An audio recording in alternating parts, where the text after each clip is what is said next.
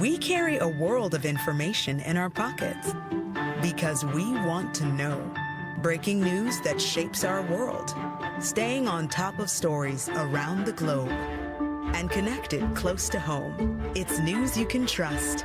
Delivered when you want and where you want. On Canada's News app. Now with CBC Radio 1. Local and live. Download the CBC News app for free. You know the feeling of finding a really good podcast? Or the feeling of someone always being there, like your favorite radio show? Stream CBC Podcasts, CBC Music, and CBC Radio anytime, anywhere. Download the CBC Listen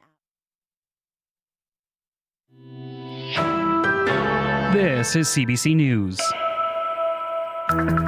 Good afternoon. I'm Josh Crabb in Winnipeg at noon. It's partly cloudy and 20 downtown. It's 20 in Brandon. It's 11 with light rain in Thompson. Shock and grief. That's what members of Winnipeg's African community are feeling after a soccer player died after being shot late Saturday night.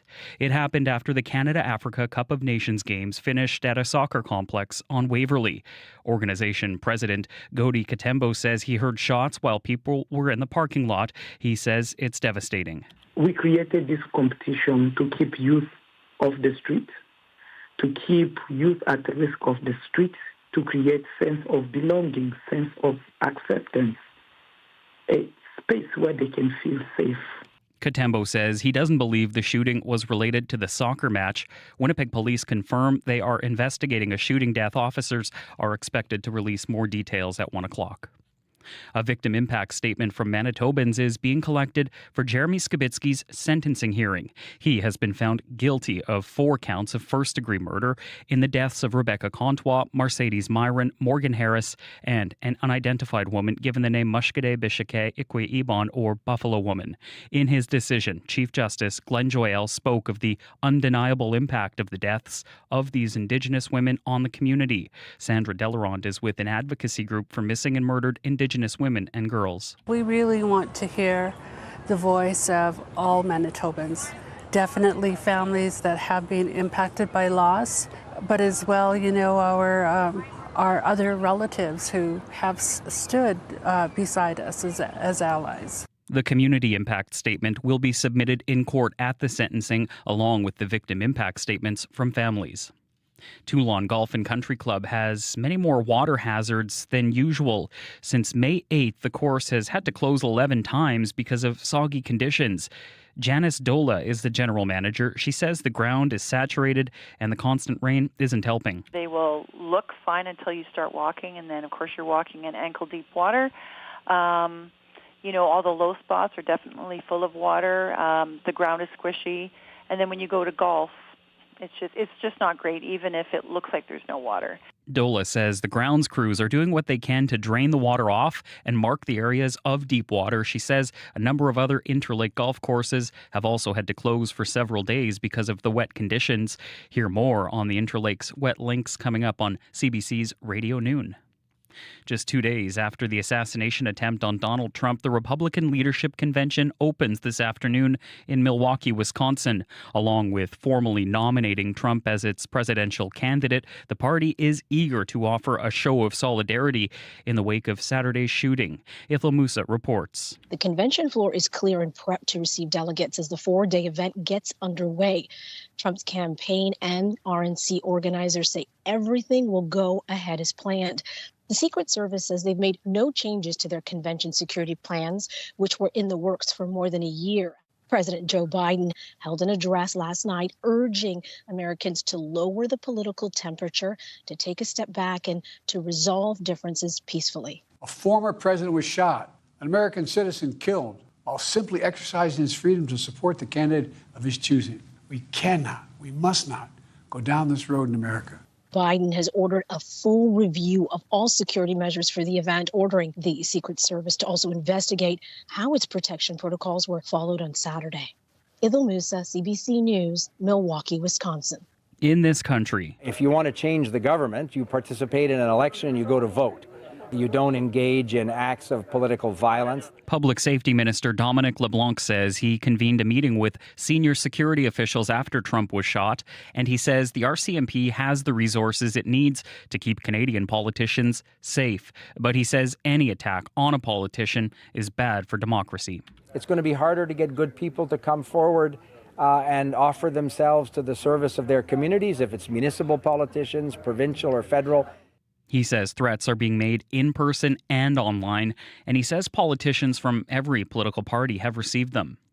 In other Donald Trump news, a Florida judge has dismissed the classified documents case against the former president. The judge says Jack Smith, the Justice Department's special counsel, was unlawfully appointed to investigate the allegations against Trump. He was facing more than 30 charges for removing classified documents from the White House after he lost the 2020 presidential election. Today's decision can be appealed by the Justice Department. And finally, the TV and radio broadcaster Chorus Entertainment is reporting a loss of more than $750 million in its latest quarterly update. Chorus says the results reflect a challenging advertising environment, and it says the company will be forced to reduce costs along with parting with certain legacy assets. Along with 39 radio stations, Chorus owns the Global TV network and more than 24 specialty TV channels such as Showcase, Teletoon, the W Network, and YTV. That is the CBC News from Winnipeg. Your next local news is at 12:30. For news anytime, you can head to cbc.ca/Manitoba or download the free CBC News app.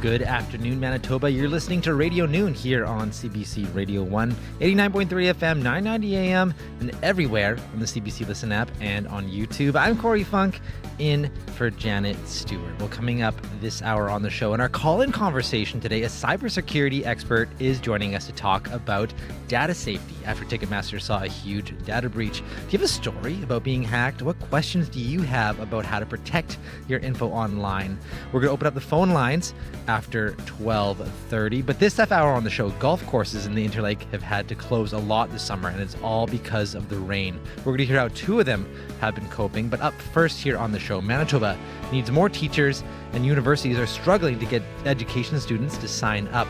We're going to hear how Brandon University is taking action to attract more applicants.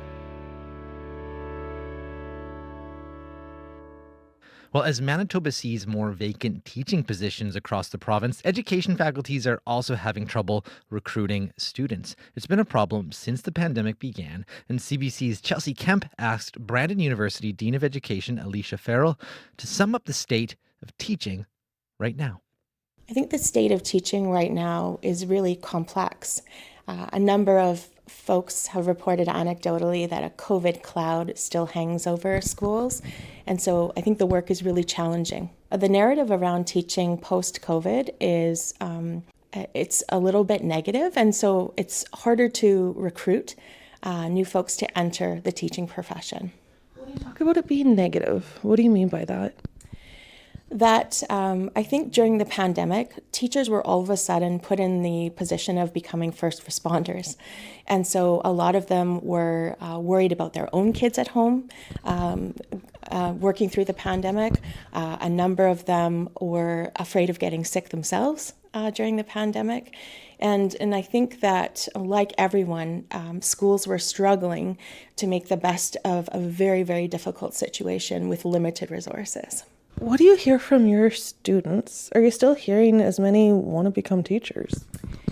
Well, I just looked at our enrollment numbers, and as it turns out, we have 30 open seats in our after-degree teacher education program for September. And so that's particularly concerning for me as the dean in light of a teacher shortage in Manitoba. These are numbers that we haven't seen in the last number of years, and I think my colleagues at other institutions would would see the same. We're seeing a decrease in the amount of young people enrolling in teacher education. How does that impact Brandon and I guess Manitoba as a whole if we look, 4 years after graduation, 8 years, 12 years? Yeah, I think that my colleagues in southwestern Manitoba would tell you that they are struggling to fill positions. So a number of school divisions started recruiting teachers months ago. So we had a career fair and we had a fantastic turnout from our community for the career fair. And all of our students were down there doing informal interviews. And so they started recruiting months and months ago, and they still have open positions to fill. And it's particularly acute, the challenge in rural communities as well. And is that typical to start recruitment that early? No, I think it's one of the strategies school divisions are using in order to fill positions in classrooms. What is it unique about Brandon, rural area around us, that makes it so hard to get teachers connected with students? I think what makes filling positions unique in rural and northern communities is the fact that we are needing more resources. And so sometimes people have asked me, Alicia, what do we do in order to encourage more teachers to stay in the profession, to retain them, and how do we encourage more young people to become teachers? And I think one of the things that we can do is to ensure that public education is robustly funded so that teachers feel supported and that their work is honored in our community. And I think that would do a lot. That would go a long way post-COVID to having more teachers sign up for longer. The research tells us that when you ask community members, do you like your school? Are your children happy at school? Most community members will say, we love our school. We love the teachers in this school. When people talk about other schools, it's often they will identify some of the challenges and tensions in the system. So I think that our communities are very supportive of what's happening in schools right now. It's just that we need some more resources to support the myriad of needs that young people have in schools. How long would catch-up take right now? Colleagues of mine in other universities have projected that we're going to be looking at a teacher shortage for the next 8 years across this country. And so I think we're going to have some significant challenges staffing classrooms for the next 8 years or so. Do we feel that more acutely in Brandon and area because we're smaller? I think that Brandon is feeling it more now than they used to, but this has been a pervasive issue in rural communities in southwestern Manitoba for many years. But I think even bigger urban centers and smaller urban centers are feeling the pinch now. Am I fair to say COVID just kind of accelerated burnout? Yeah, I think that is a fair comment, that COVID really was hard on the profession. So as an illustration, a number of school principals have told me that it's really difficult to find substitute teachers. So particularly in a big school, every morning is a mad scramble in order to make sure that students have an educator in front of them. So this has resulted in almost they become puzzle makers in the morning. Do you find our recruitment strategies changing even at the post-secondary level? It's shaping how I want to engage in my recruitment efforts next year. So for example, I think that a lot of Gen Zers are more inclusive, more compassionate, more social media savvy, more climate aware. And so one of the things that I want to do next year is I want to get into some of those environmental science classes, for example, and say, if you want to change the world, if you want young people to become better stewards of the planet, teaching might be the role for you. And so I'm adjusting how I'm seeing recruitment and trying to go to places where people can attach, particularly our Gen Zers, they can attach that really strong social justice focus they have to being a teacher who contributes to their community.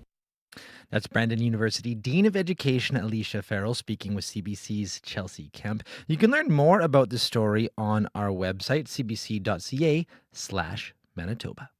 I would recommend Indigenous Pathways to other Indigenous storytellers because we can amplify each other's voices. Indigenous Storytellers, CBC wants to elevate your voice. We need more Indigenous people telling Indigenous stories, and this program gives people that opportunity to do so. A 9-month paid development opportunity. Visit cbc.ca/pathways to apply in Winnipeg today.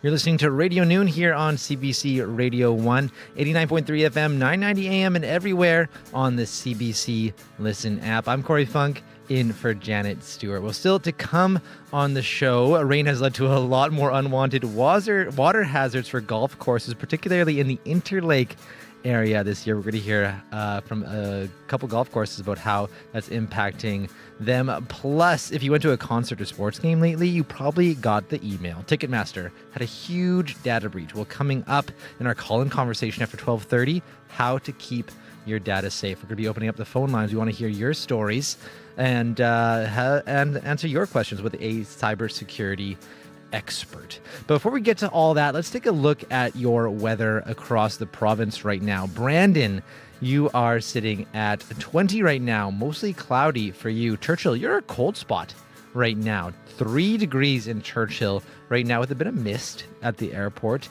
Staying in Western Manitoba, let's go down to Western Manitoba. Carmen, 18 degrees right now as well. Dauphin at the airport, partly cloudy. 20 for you. Heading down south to Emerson, 21 degrees right now. In the Interlake, Gimli is sitting at 21 right now. Thompson, you are at 12 degrees, mostly cloudy. And Winnipeg, you're a hot spot right now, 23 degrees, mostly cloudy at the airport.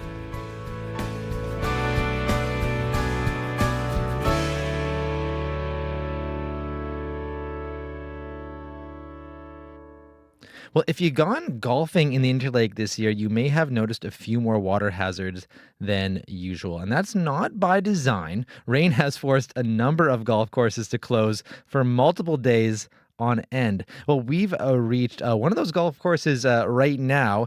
Janice Dola is general manager at Toulon Golf and Country Club. Good afternoon to you, Janice. Hello, how are you? Good. Thanks for joining us. So I understand you've had to close for 11 days. Yes. Since May 8th this year. So how does that compare to other years so far for you? Well, it's definitely taken a bite out of our sales. We encourage people to still try to come out and enjoy what we can offer at this point, which is coming along quite well. Mm-hmm. And that means so 11 days this year, and that's like compared to, I think you've run the place for about 6 years so far. Have you had a year like this before? No, we have not. This is a first for us. Really? So a new, not the greatest record you want to set, but a record nonetheless. And can you just describe for me what the greens and fairways kind of look like right now if you plan to kind of go golfing? Yes, everything is very lush and definitely green. It looks like there isn't water on the fairways, but once you start driving off the cart path, you will see water in the low spots, and the grass is spongy in low areas, but the higher areas are definitely drying out. Now, Janice, you're actually not alone. You're not the only place getting hammered by rain this year. Pat Doyle, president of Sandy Hook Golf Club, also joins us on the line right now. Hi there, Pat. Hey, John. How are you? Hi, Janice. Hi. Hello. So, Pat, can you just tell me a little bit how much you've had to close this year so far? 13 days of closure, and we've had 17 other days of cart path only. Okay. So 13 days of closure. I know for Janice, her 11 days was a record. What does that look like for you guys? How does it compare to other years? Well, we're so used to the drought in the last 4 or 5 years. This is it's most unusual, but I think back 10, 15 years ago, we'd have summers where we'd be closed more often than this, but just a weird weather cycle going around. Right. And so the days that you can open, sounds like for both you, I know cart path only is the only way to keep things relatively, dry and clean. How does that impact the golfers? Like, what have you been hearing from golfers about their experiences so far? I'll start with you, Janice. I think that for them, it can be slow at times. So, we just ask for everyone's patience because we're all suffering with the same problem. It doesn't matter what industry you're in. And so we just hope that people continue to come out and enjoy what we can offer. And what about you, Pat? What are you hearing from golfers? Well, we get a lot, like we're an older community here where we are, and so we get a lot of people who just can't play. They can't, like even if it's a short course, they can't walk from the cart path out to their ball, and especially in sloppy conditions where it's a little bit tougher to walk. But so we just got a lot that aren't playing and waiting for, like tomorrow we'll get back onto the course and have the 90 degree going again. So we should have a busy day again tomorrow, people around. It's just what they have to put up with. Mm-hmm. And what kind of tools do you have at your disposal, Janice, to actually get water off the course? Are pumps, weeping tile? Like how does that work? Well, the maintenance crew is very good at going to the low areas and pumping out the excess water, and that allows things to dry up faster. And you, Pat, what do you guys do? We're in the same boat here, and it's we pump our ponds down to get the drainage into the ponds, and the low areas are pumped with pumps and water lines. That's all. Have you ever thought of just like making it a marketing thing and just say, "Hey, now with more water hazards"? Doesn't work you could like try that. Hey, Pat. I'm no marketing expert. I'm just kind of thought I'd give some advice. And what about just business overall this year? I don't know if it's rain or anything. What are things looking like for business overall for you? I'll start with you, Janice. I think overall, it's slow. We have our days, but it's good, and we just continue to ask people to be patient and come out and have the experience of golfing and enjoy whatever good weather we do get. And you, Pat, what's business overall looking like for you this year compared to other ones? Well, even on the days we're open, I think we're a little bit slower than we have been in the past 3 or 4 years, but I don't know what's the cause of that. The other golf courses that I have talked to and run into guys, they said that it's the same thing. The public golf courses are down a little bit. And what's the speculation? What are you guys kind of thinking might be the causes beyond the rain, of course? Yeah. Well, it's being cottage country. I think that a lot of people aren't coming out to the cottages, maybe out here because of the weather, and that could be affecting it. I hate to think that it's the entertainment dollar down, but that could also be catching up to everybody. Right, inflation impacts a lot of things, so makes a lot of sense. Well, both of you, thank you so much for joining us, and I hope things dry up for both of you in the near future.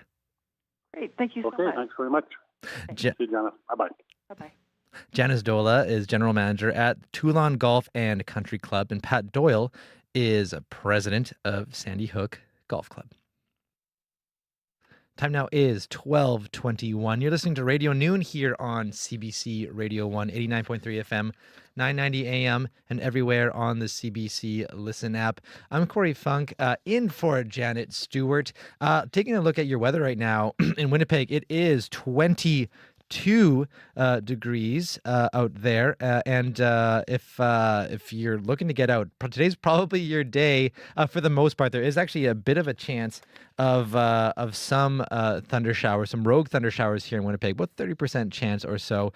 We are looking for a high of 23 or so today, according to Riley Laychuk's forecast. We'll have a more in-depth look at your weather later on after 12:30. But we do have some time now for a bit of music. Winnipeg band Neighbor Andy have grown from local sensation to rising stars, and thanks in part to their Wild One Canadian tour earlier this summer. Well, here they are with a tune about finding yourself growing past your roots. This is Neighbor Andy with Wild One.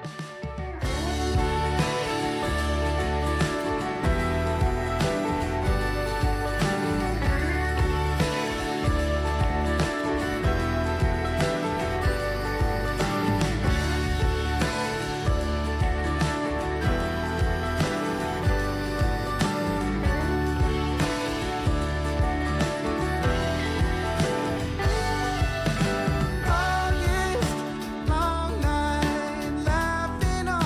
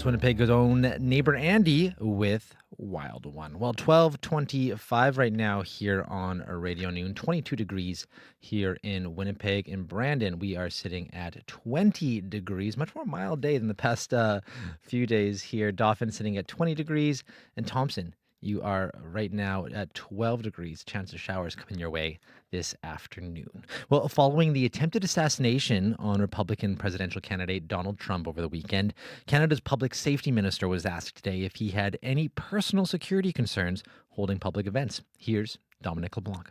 I have every confidence that the RCMP take all the steps necessary to protect Canadian politicians.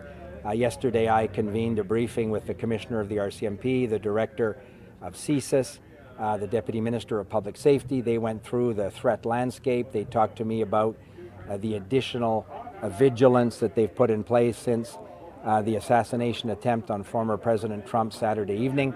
CSIS is always at work collecting information that helps the RCMP adjust the security posture where necessary. You'll understand that we don't discuss details of particular security measures. That's one of the pieces of advice that we get. But I am confident that the RCMP will do what's necessary to protect elected leaders in Canada. I exchanged messages, text messages with Mr. Poliev yesterday as well to assure him that the RCMP were in contact with his office. And there again, all of the appropriate steps will be in place to ensure that people can participate in a democracy in a safe way. If you want to change the government, you participate in an election and you go to vote. You don't engage in acts of political violence. That's what's so disturbing about what we saw with former President Trump on Wednesday evening, where innocent people participating in a political event were severely injured, and in the case of one person lost his life. That's obviously worrisome in every democracy. I was in Washington last week and met with Secretary Mayorkas, the Homeland Security Secretary, and on Wednesday evening we actually discussed the increased risk of violence in political campaigns and against political leaders. And then when I spoke to him Saturday evening, when we saw what had happened at President Trump's rally, it reminded us of the importance of working together and taking all the steps that are necessary. That was Public Safety Minister Dominic LeBlanc speaking to reporters in New Brunswick this morning. Whether it's breaking news from around the world, across the country, or in your own hometown, it's all at your fingertips on the CBC News app. Get the top stories from where you live under the local tab, or watch video clips, live events, and the national on your smartphone or tablet. Get all the news you want, when you want it, where you want it, with the CBC News app. Download the app for free today. 12:28 right now, and stay tuned here on Radio Noon, because coming up for our call-in conversation, it seems like every few months you get that email in your inbox from University of Winnipeg earlier this year to Ticketmaster more recently that there's been some kind of data breach that might affect you. We're going to have a cybersecurity expert from Mozilla join us right here in studio to answer your questions. We're going to open up the phone line. I'm actually going to give you that number right now, so you can write it down and give us a call in just about 5 minutes or so here. 204-788-0893. That's 204-788-0893. Do you have a story yourself that you want to share about maybe your data being breached, yourself being hacked, or maybe you have some questions just about how to keep your data safe? You can give us a call once again at 204-788-0893. That's all coming up right here on Radio Noon after your CBC Winnipeg News. See you then.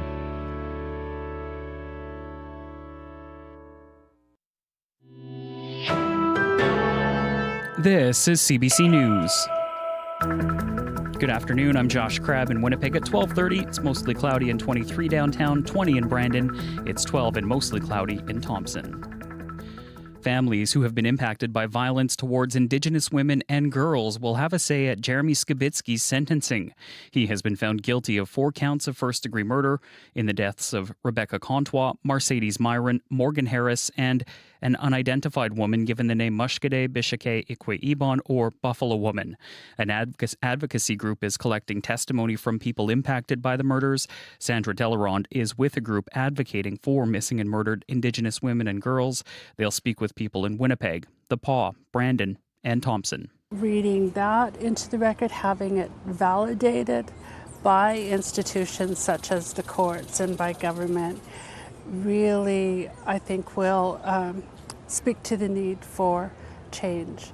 Delaron says change will be centered on what community needs, not what is prescribed for them. The Premier of Alberta says the assassination attempt on Donald Trump should be viewed as a warning for the Canadian political community.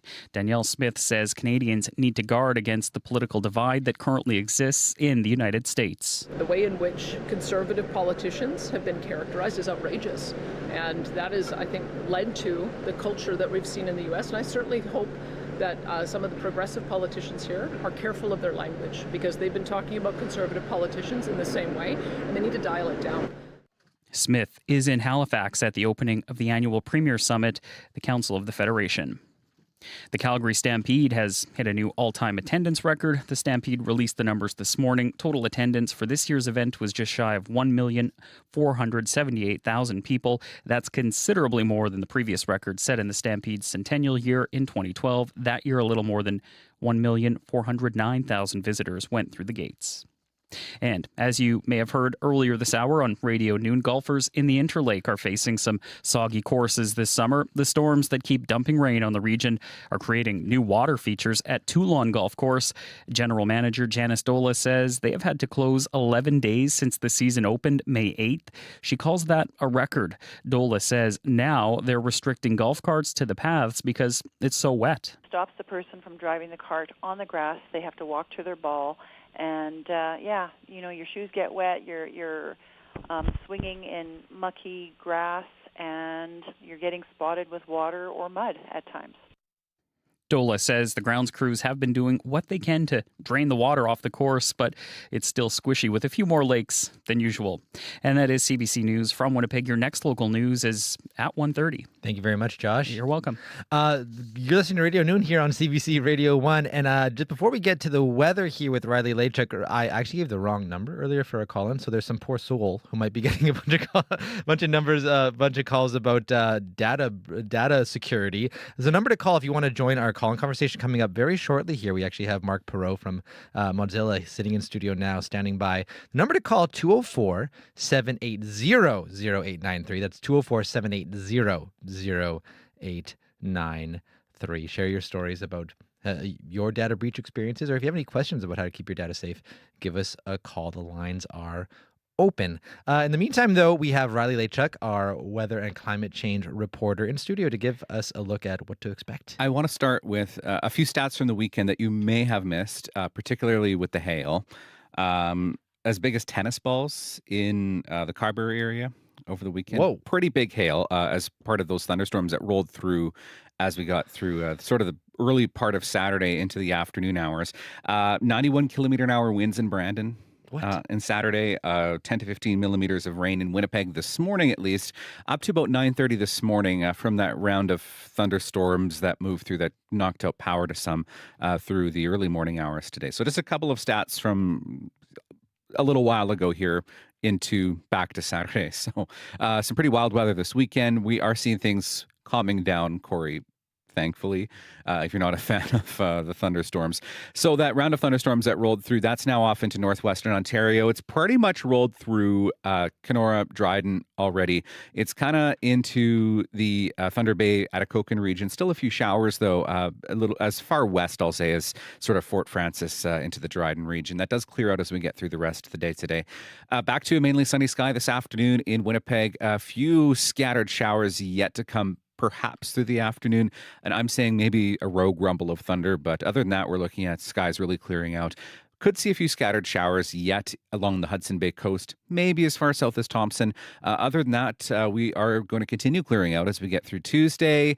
And I'm going to sound like a broken record, pretty much the same as we saw last week through Wednesday, into Thursday, sunny skies, Friday, sunny skies, into the weekend, we're looking at mainly sunny skies. Under the influence of high pressure again, this is going to drive temperatures up again, particularly west of us into southern Alberta, parts of southern Saskatchewan, but we'll see some of those temperatures warming up, as I'll tell you in just a moment here, here in the southern part of the province.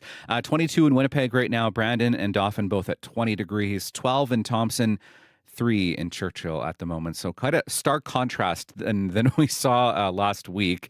Up to 23 degrees in Winnipeg today and Brandon, and barely getting above sort of 15 in parts of northern Manitoba. Temperatures notably going up as we get through the rest of the work week. I've got us at 21 tomorrow, 24 for Wednesday, up to 30 by the time we hit Saturday with the risk of a thunderstorm. And if we look ahead, sort of the temperature trend over the next 10 days, getting up to 31, 32 through the weekend again, and kind of staying right around 30 degrees even into mid next week. So that's a far outlook yet, but just to kind of give you a sense of where things are headed. It's going to stay hot. It's going to stay hot. It's going to get hot once again as we get toward the weekend at least. Okay, thank you very much, Riley. No problem. That is our weather and climate change reporter, Riley Lachuk.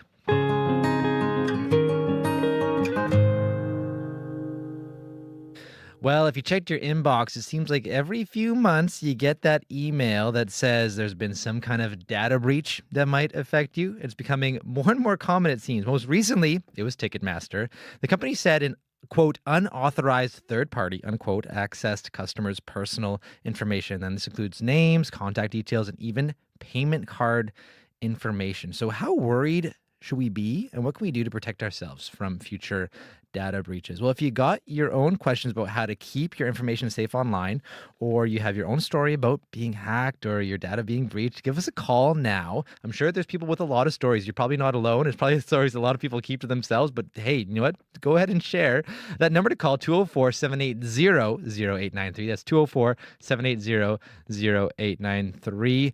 Well, and to help us answer your questions, we've got Mark Perot, a cybersecurity expert with Mozilla here in studio. Good afternoon. Hey, how's it going? Good. I saw you nodding your head as I was saying everyone's kind of got those stories. I'm actually even curious, did you get that Ticketmaster email? I certainly did. Yeah, I bought tickets probably a few months ago. It had been the first time in a long time, but I got the email as well, and I was like, yeah, it's about par for the course, just in general, not specifically Ticketmaster. But for sure. So what did you do when you get an email like that? I'm sure it's probably not the first one you got like that too. What do you do?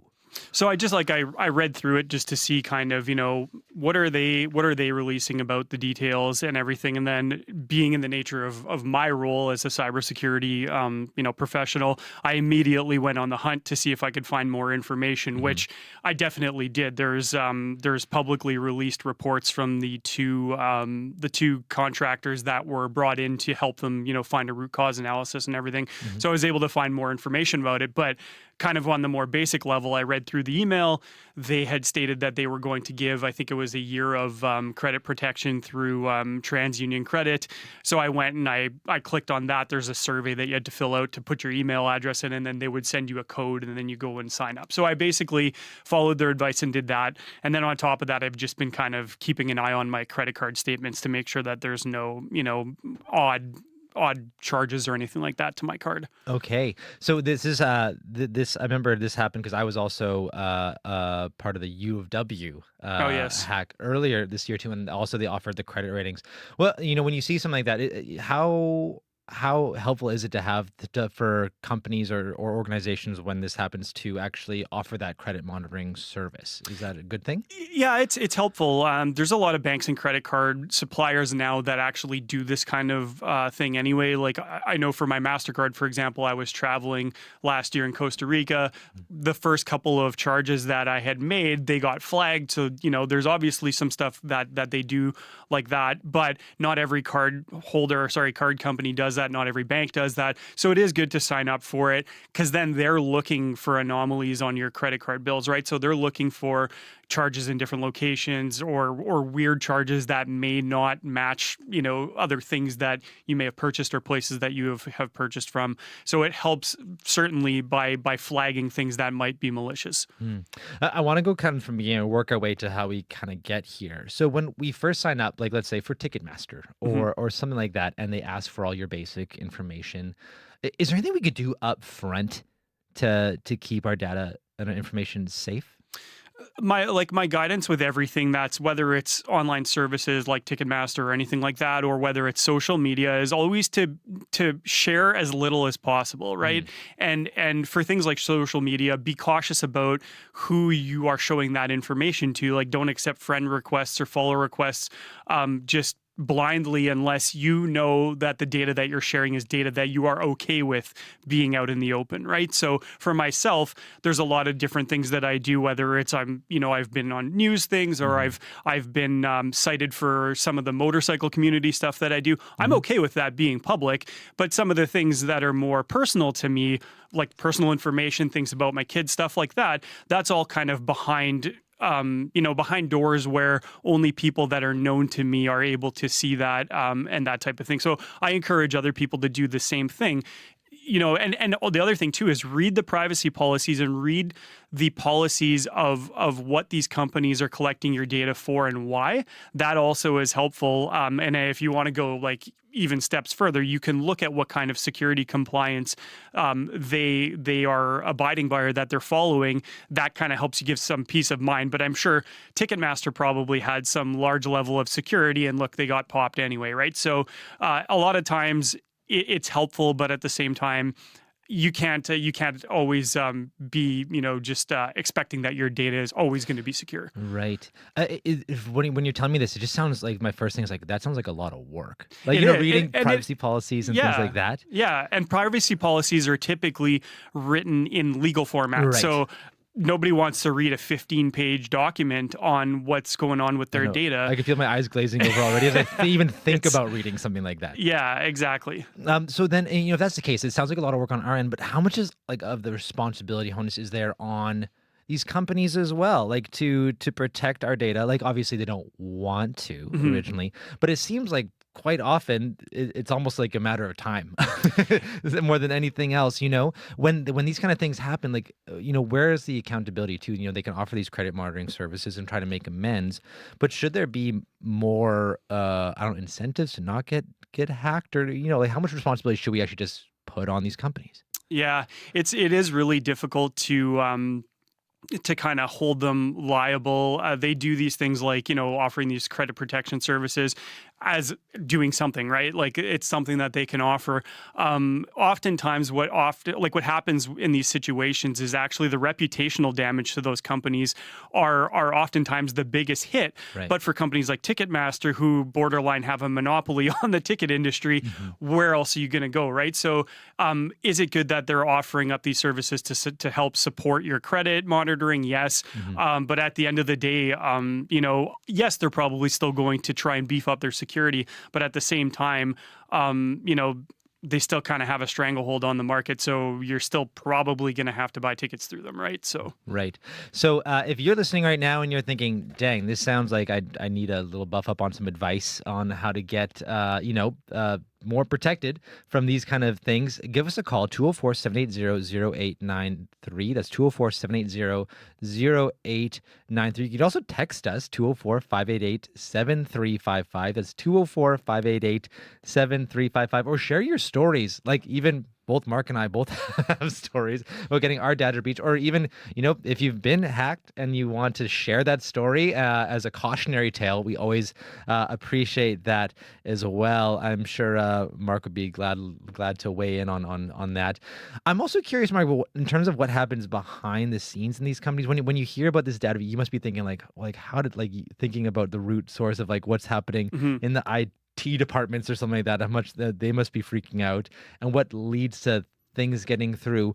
What do you think is happening behind the scenes of these companies that actually leads to hacks like this?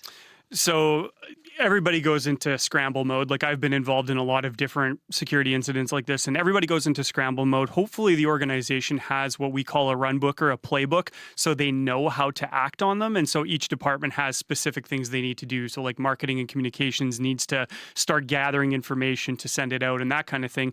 But oftentimes the biggest thing, and like I know a lot of people are very critical about it, is why does it take so long to hear back from that organization publicly? And so oftentimes the reason for that is you want to be careful about what you say and how early, right? So you don't want to release information that's incorrect. You don't want to create a stir before you have enough information to actually educate your customers or the public about it. So there are oftentimes very large gaps or very kind of long waits as to when companies release information. And oftentimes that's because they want to get those ducks in a row. They want to make sure that legally they are covered in terms of what has happened, what they're going to say.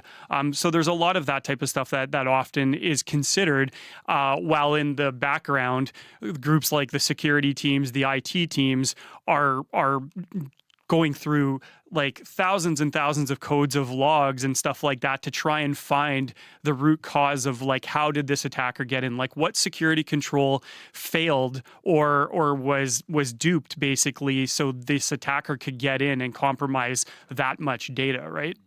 I always wonder, how much of this could just be, how many times could some things be, or how worried should companies be about disgruntled employees being the cause of this? Yeah. Because so many employees have access to all of these things, and all they have to do is just leave and just give away that information, how to get in. Is that something that's deep concern for any company? Most organizations that have fairly robust cybersecurity risk teams and stuff like that 100% consider insider threats. Like, that's something, like my team, we consider that. Every organization I've worked for, you have to consider that. That is part of your risk profile as an organization. And it could be disgruntled employees. It could be, somebody that just that's on the inside, that's a contractor, for example, as well. Something can go sour and they can either start deleting files or they can just steal data and sell it off. So that definitely is something that is always considered as part of the risk profile of organizations, and you have to take it seriously because it is a threat that does occur far more often than people think. Like, I think a lot of them are probably undetected or never found out about even, people leaving from company, going to a competitor, taking information with them, that kind of thing probably happens every hour, every day. But the really big ones like this, where, you're basically skimming an entire database, which again, this wasn't an insider threat that caused this, but that would be the scenario is, they basically hijack all this data and then go and sell it off to the highest bidder. Right. Do you think, I mean, maybe because I work in the news and you just see these things kind of happen, you're more kind of attuned to it. Are these becoming more common, or is this just a thing that's always been the case?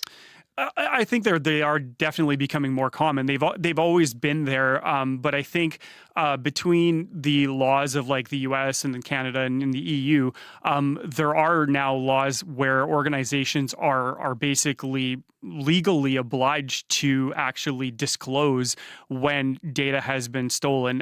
There are definitely some specific rules. Like, if there's personally identifiable information, 100% they have to disclose that to the public. And same thing goes for anything financial or anything like that. So, but they are on the rise, and like my biggest thing to people is expect it. Like, expect that it's going to happen eventually. So the best thing you can do is just, take the precautions ahead of time and make sure that you're, sharing as little as possible. We have one caller. Norma is on the line here, and she has a question, particularly, I think, about credit cards. Hi there, Norma. Yes, hello. Hi, what's your question? Yes, my question is, should we be canceling our credit card that was involved? So, right off of the hop, like, if you feel more comfortable doing that 100% is definitely a good way to prevent any of those charges from happening. Signing up for the credit monitoring service or watching your bill for strange I guess purchases and that kind of thing is something that you can do. But if that is like, too much to kind of keep an eye on, and it seems like a very onerous task, you can call your credit card company and you can cancel your card, and they can open an additional number that's brand new. And that definitely would be a safer way of doing it, because that card has not been, exposed in a data breach or in a leak or anything like that. Yeah, that also could be happening quite frequently, because, as you say, these things happen almost every couple of months. So, but it might be the safer bet. For sure. I do have one other question. There was an article in the Winnipeg Free Press, and the expert there recommended changing your password immediately and ensuring you're not using it elsewhere. But I'm not quite sure if they meant, the password to your Ticketmaster account or the password to your credit card. So, so my understanding with the Ticketmaster breach was that the data was primarily like user information, like name, address, phone number, and credit card data. So the actual card number, expiry, and that kind of thing was pulled out. So that would that didn't include username and login information for Ticketmaster. And in fact, they did say in the email that the systems at Ticketmaster were having passwords rotated. Now, you could go ahead and reset those passwords if you felt that was necessary. My understanding again is that these were not affected in part of this breach, but it is another step that you can take just in case that was something that Ticketmaster didn't find, but happened to be part of the breach. So definitely, that's always a good bet to do when these kind of things happen with like accounts specifically with an organization like Ticketmaster or such. And Norma, I'm curious, how many of these kind of emails have you gotten? Actually, this is the first one. Okay, that's good. Hopefully not the first of many. Yeah. Yeah, but I'm just curious. So the reset of the password, would that be for your credit card account, or would it be for your Ticketmaster account? Sorry, yeah. So I would have assumed that it would have been for the Ticketmaster account in this case, because you wouldn't be submitting your username and password that you make the changes to your credit card account to Ticketmaster, so they would never have that information. So I would assume that the guidance that was given through the Free Press was probably specific to the Ticketmaster account. Does that help answer all your questions you got there, Norma? Yes, thank you so much. Have a good day. Yeah, thanks for calling in. Thank you. Thank you. Bye-bye. We've also got a text from Karen who texted, so she signed up for monitoring, but is still waiting to hear back from the company doing the monitoring. So she's actually wondering, why does monitoring take so long to get set up? So I guess depending on the experience, from what I understood when I signed up, so I guess the steps were you send in your email, and then the company TransUnion Credit sends you a code, or Ticketmaster sent you a code. You go to the website, you sign up, you put in your information and all that.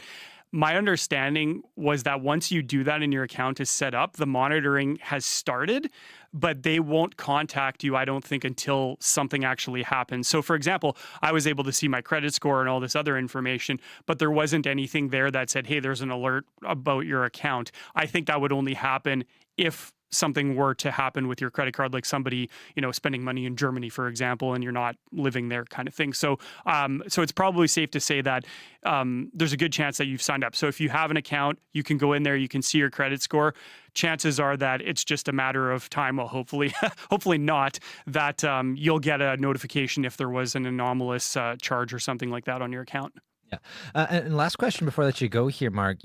I know for me, I've gotten a few of these data breach emails already. They're almost kind of like you kind of see them, and I'm kind of tempted sometimes. You almost get kind of numb to it, and it might even be tempting to just do nothing, cross your finger that nothing happens to you. But from your perspective, why should we care when we actually get an email from a business that tells us our data might be at risk? I mean, really, it's kind of a sense of violation similar to when your house gets robbed or something like that. But because it's so, I guess, like nebulous, it's just like out there, right? And it's just happening. It sometimes feels like maybe not as serious as like a home robbery or something like that. But I mean, at the end of the day, you don't want to have to go and keep an eye on your credit card constantly. You don't want to have to be worried about these things. So I mean, I really do urge people to protect their data as best as possible, share as little as you can with the outside world, and care about your data privacy. Like when people say, oh yeah, it doesn't matter what Google takes of my data or what other companies, it does matter, because that type of stuff can be used against you to, hack your accounts and stuff like that. So really trying to keep a lot of personal data private is really of the utmost importance. Do you see a day when this isn't a problem? No. Unfortunately, yeah, that's a horrible answer. But, it's a very, like, this type of activity is a criminal business, but it is a extremely lucrative business. They make billions of dollars on this annually. Why would they stop? They get away with so much. So it's a constant battle for groups like my group at Mozilla or groups anywhere to try to continue to combat this and try to make, the good guys win more often than we lose. But it's an uphill battle. Well, Mark, thanks so much for joining us this afternoon and taking listeners' calls. Yeah, thanks for having me. That's Mark Perot. He's a cybersecurity expert with Mozilla. A $6 billion con. It didn't take long for it to spread like wildfire, which destroyed lives and devastated communities. Every little town across the nation, people had shares in this. We lost everything. And to date, no one has been brought to justice. Somebody knows more than we know. The $6 billion gold scam. From the BBC World Service and CBC, wherever you get your podcasts. Time now is 12:55 here on Radio Nome. We are coming up to the end, but if you want to stay tuned to CBC, there's plenty of wonderful programming coming up later today, including Up to Speed. And sitting in the host chair today is Brittany Greenslade. Hi, Brittany. Hi. It's been a while. It's been a long while. No, you get to like let your hair down because you're not behind a camera hosting news at 6. I know. I got to wear a lot less makeup today, which was nice. Yeah, I love your sweats. Just kidding. She's not wearing sweats. She's actually still dressed quite nicely.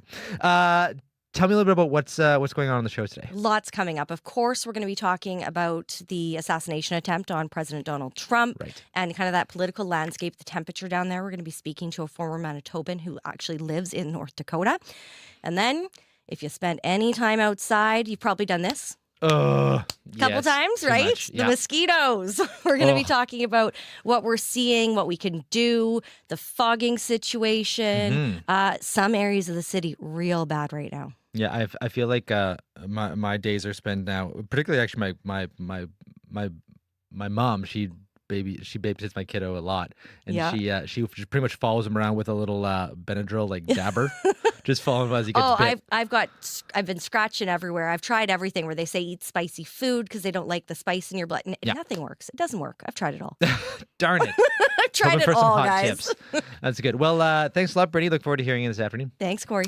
That is Brittany Greenslade. She'll be hosting Up to Speed this afternoon from 3 to 6. Well, that brings us to the end of this edition of Radio Noon. Big thanks to everyone who helped put together today's show. Our technical and music producer is Dylan Longhurst. Our director and producer is Wendy Parker. Show producer Nelly Gonzalez. And senior producer of audio is Leif Larson. I'm Corey Funk, in for Janet Stewart. I swear I'm not 14. I think it's just been a long day of talking on the radio. It's been a pleasure to spend this afternoon with you. I'm going to spend actually the rest of the week with you as well, sitting in for Janet Stewart while she's on a well-deserved vacation. You're listening to CBC Radio 1, and coming up next, the next chapter. Have a good one.